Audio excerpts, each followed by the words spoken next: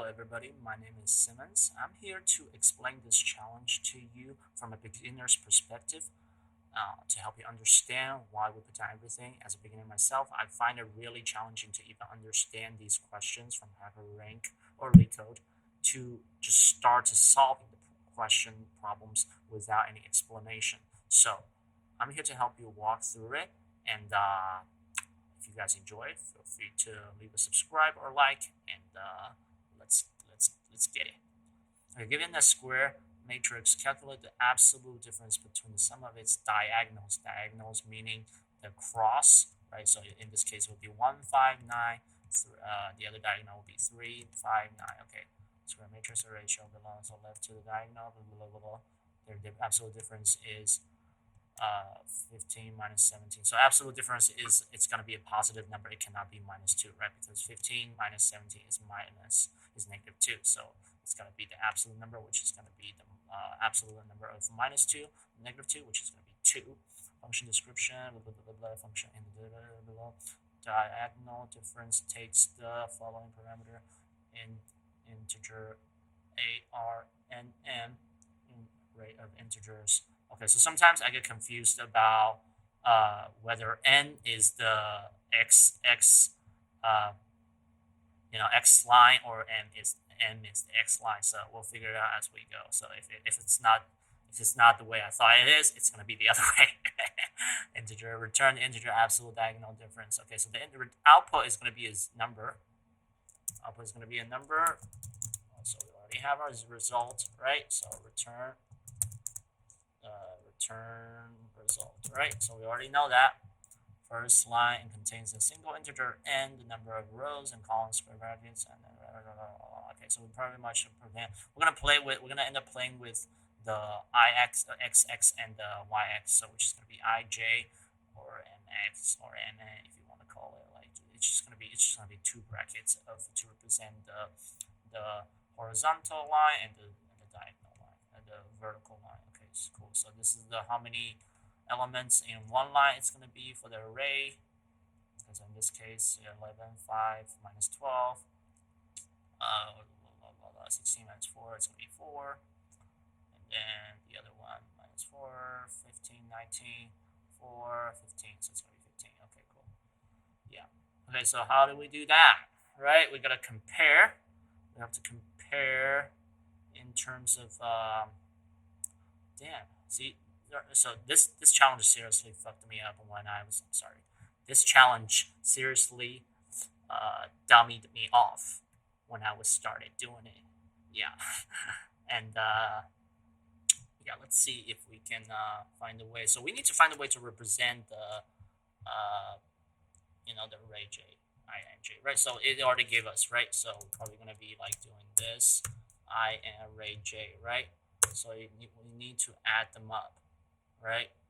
So how do we do that, right? We need to add 3 elements, which is going to be 1, 2, 3. Let me see. So it's good that there's only going to be 3, right? So what if it's, does it say it's going to be like a 4 value or something like that? Is n, what's the parameter for n?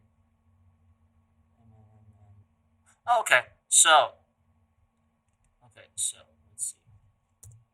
I know for one of the arrays, it's always going to be II, because if you have an array, it doesn't matter you have how many, it's always going to be 1, 1, 2, 2, 3, 3, right? Diagonal 1, right? So diagonal 1 on the left is always going to be,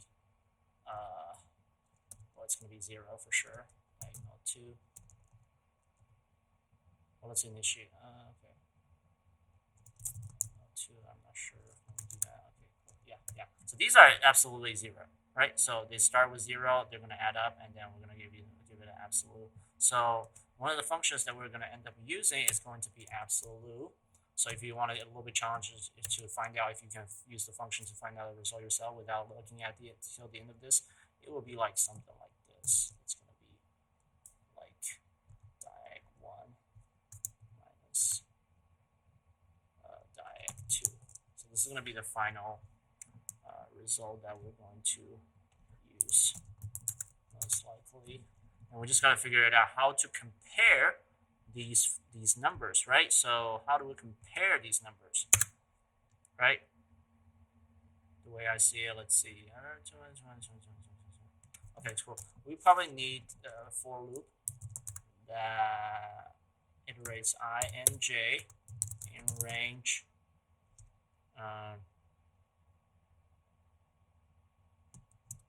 and right, and being the length of the array. It's just you know what I mean. Sometimes it's the same thing. Same thing works.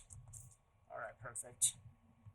Now we have some problem, which is here. We need a colon in order to initiate this.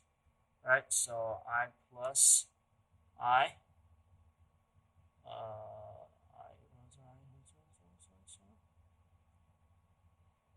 As I, we need to add. Let's write down what we need. We need to add I plus so it's going to be I plus. Okay, so it always for the diagonal one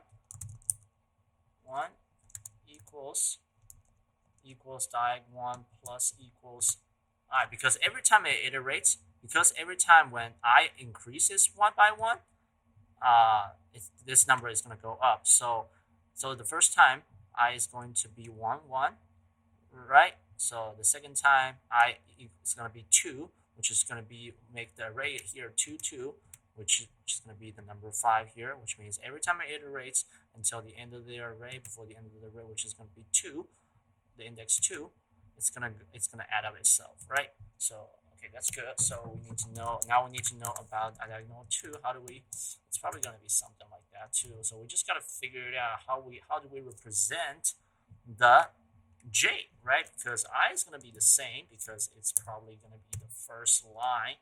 So this is gonna be, let's see. This is I is probably gonna be the last one, right? So I is gonna be 0 x 0. And now we just need to figure out a way how to represent this. So when, let's see, when I is 0, j, no, we don't need j actually. Do we need j? Oh, okay, actually we don't need j. We need n. We need n because n is the length of the array, right?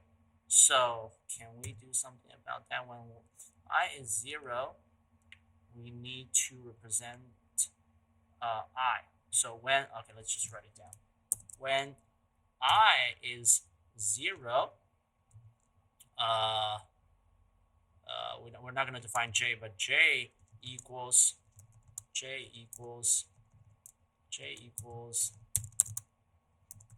I plus 2. Right?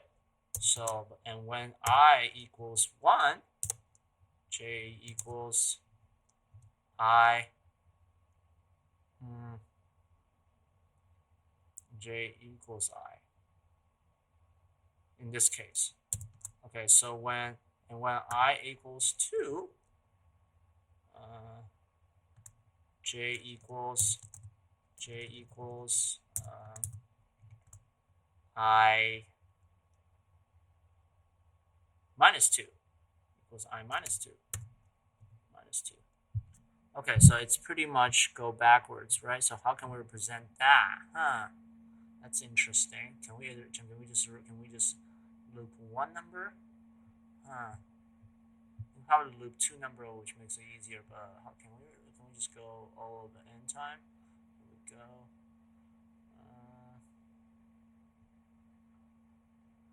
I equals 2. How do we do that? I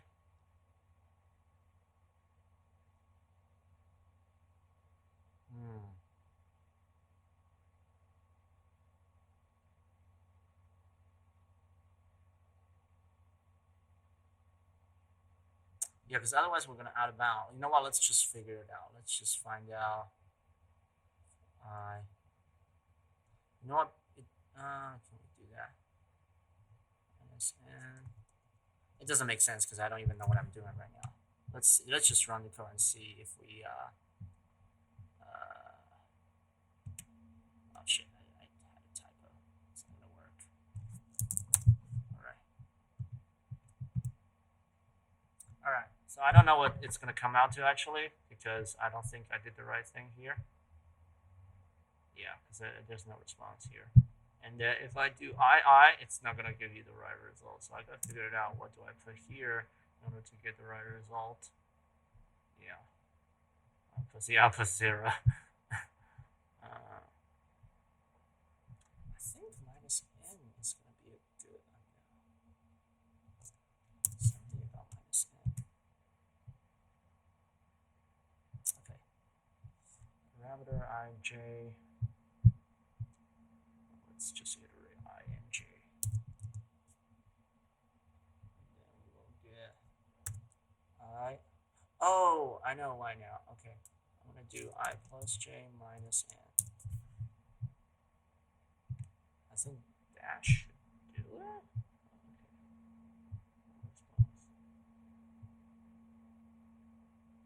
Because the n here is going to be 2, right?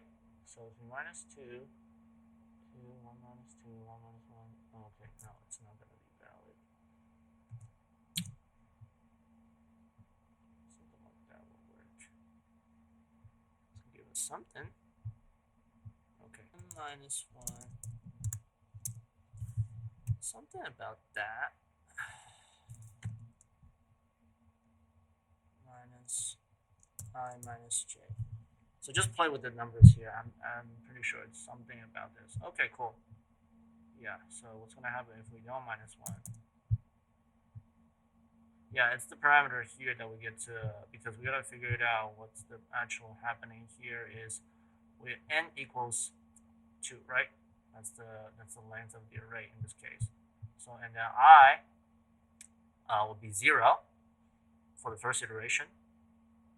For the first iteration. So the first iteration, it's going to be 2, which is right here, which is going to be equal j, right? So for the first iteration, n equals j equals I plus 2, which is going to be 2. So here, n minus 0, right, is supposed to be equal. Oh, so why is it not like this? I'm so curious. Yeah, because why is it not? Okay, so unless it equals 3 here, so let's see if we.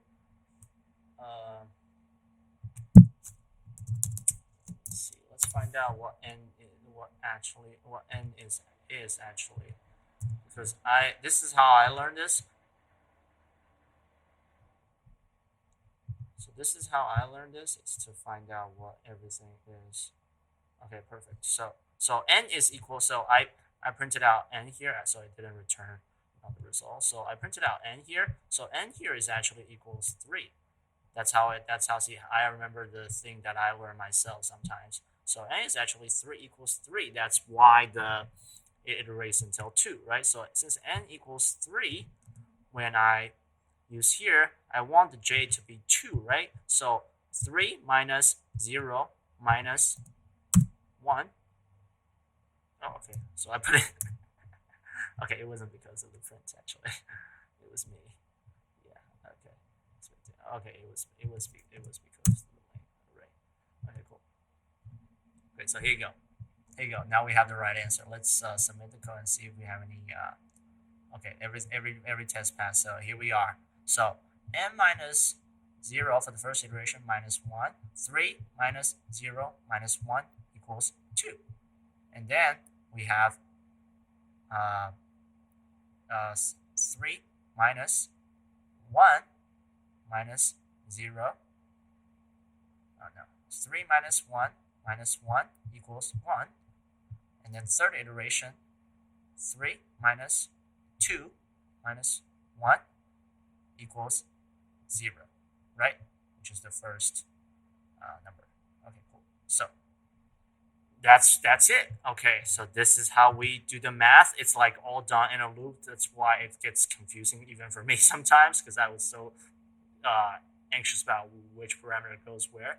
I hope this helps you understand why we put down everything around here in this for loop. And yeah, if you like, feel free to like and subscribe, and then click that building, and I will update every week. So have a great day.